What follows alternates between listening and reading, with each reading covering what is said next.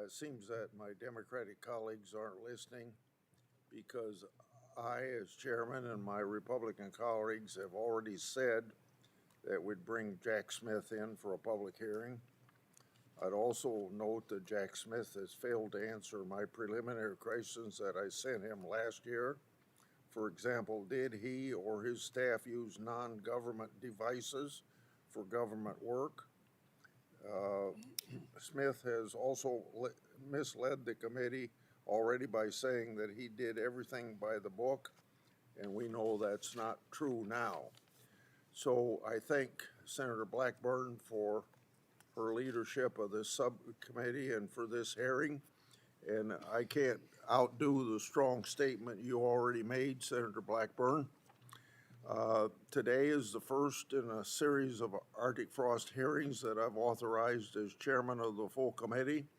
I started the Arctic frost investigation July of 2022 based on credible whistleblower disclosures. Those whistleblowers disclosed partisan bias in the genesis of election case against Trump and related allegations. I've always said, if you're going to open a politically charged investigation, it must be done in the right way. That partisan bias started with then FBI Special Agent in charge, Thibault, and others, and it continued through Jack Smith's case.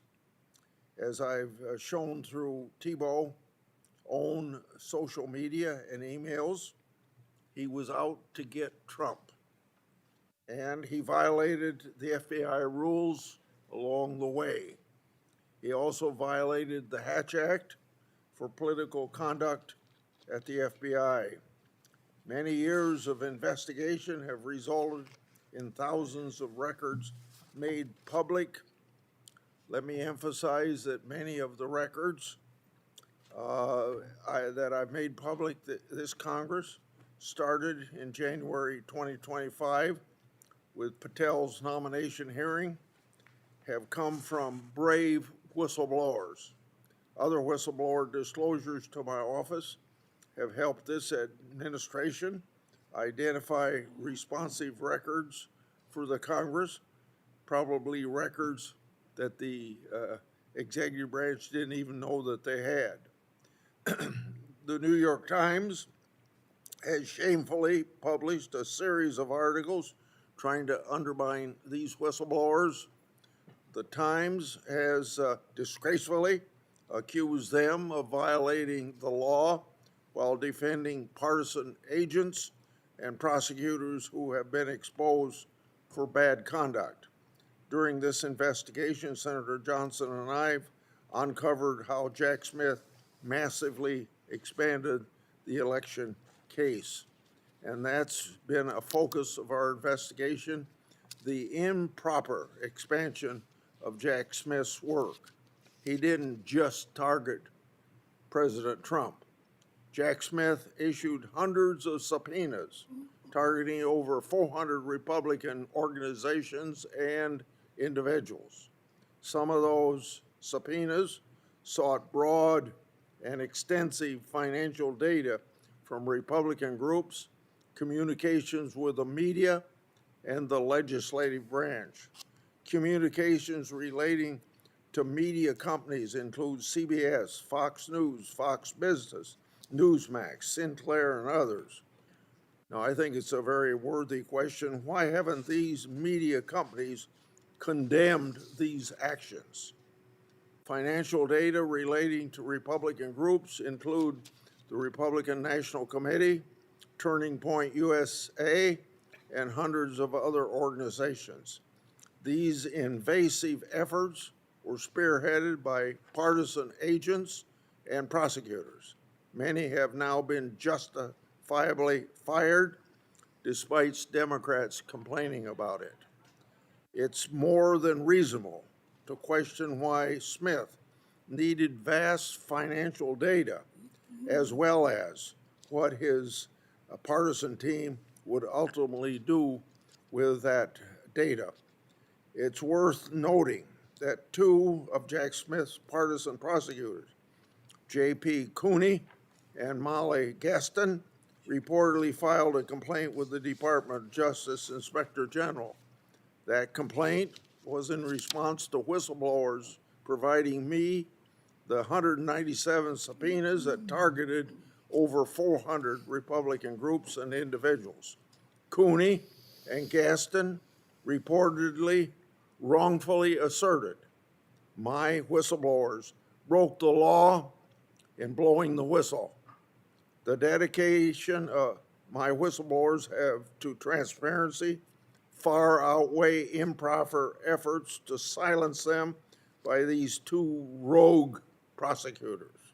In light of Jack Smith and his team's partisan efforts to chill whistleblowers and aggressively seek sensitive information relating to Republican groups and individuals, their efforts to target Republican members' tolling data is even more questionable. To that point, on December the 10th last year, I released several emails. Those emails showed that Smith's team was warned that subpoenaing congressional information could violate the speech and debate clause of the Constitution. They were warned that legislators may intervene and oppose that subpoena process. But here, in this case, my colleagues couldn't intervene because Smith and his team successfully obtained non-disclosure orders, keeping everything top secret. Smith and his team irresponsibly steamrolled ahead while intentionally hiding their activities from members of Congress. Since October 9th last year, this committee has sought information from phone companies about Jack Smith's effort to obtain congressional information. My and Senator Johnson's investigative teams have also provided the companies with additional search terms to get to the bottom of the matter. To date, T-Mobile has identified a subpoena for toll records from Senator Lee's personal phone. AT&T initially asserted it didn't provide information to Jack Smith relating to any member of Congress. Then in November of last year, AT&T amended its answer because it did respond to a subpoena relating to former Speaker of the House, Kevin McCarthy. Regarding Verizon, two members targeted by Jack Smith were associated with the Senate Sergeant at Arms phone lines. Notably, on May 22, 2022, the Senate entered into a contract with Verizon. That contract created an affirmative notification requirement for Senate devices, which means under the contract, Verizon was required to notify the Senate Sergeant at Arms when members' offices was subjected to a subpoena. According to the Senate Sergeant at Arms, these terms applied to May 25th, 2023 subpoena that included two Senate lines, one for Senator Crew, the other for Senator Graham. Verizon failed to perform that notification requirement. Under questioning by my staff, Verizon said they didn't have the infrastructure in place to know whether a congressional number was subpoenaed until February of last year. The federal statute also says that a carrier shall not be barred from providing notice to a Senate office about a subpoena.